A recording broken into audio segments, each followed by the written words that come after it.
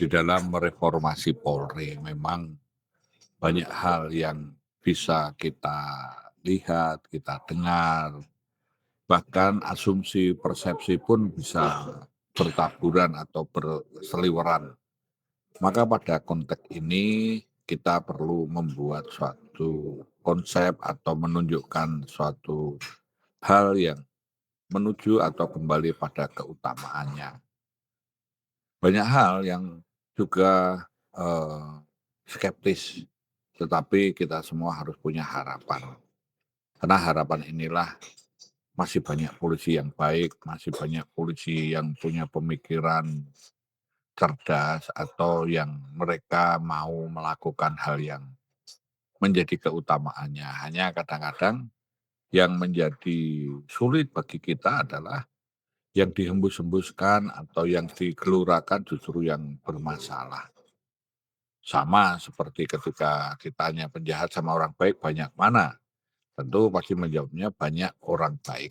Tetapi yang dihembus-hembuskan juga yang jahat, sehingga seolah-olah menakutkan atau membuat situasi tegang dan lain sebagainya.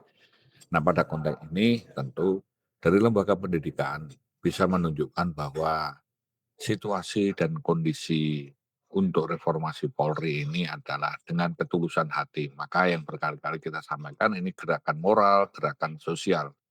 Karena kita sadar bahwa sistem nasional harus kita jaga, ini era post-truth, era penyesatan, era yang banyak hal bisa memutarbalikkan fakta atau disinformasi, fitnah, dan kebencian. Maka pada konteks ini kita tunjukkan produk-produk positif atau hal-hal baik, atau kita bisa mulai membranding kepada petugas-petugas polisi yang baik. Mulai dari pemimpin dengan kepemimpinannya di semua lini, kita juga bisa menunjukkan bagaimana sistem operasionalnya, sistem administrasinya, upaya-upaya kebaikan dan perbaikan, dan bagaimana kita juga menunjukkan modernitas, bagaimana aturan atau regulasi pun juga bisa dipertanggungjawabkan secara moral, secara hukum, secara administrasi, secara fungsional, dan secara sosial. Dan ini juga kita perlu ada ikon.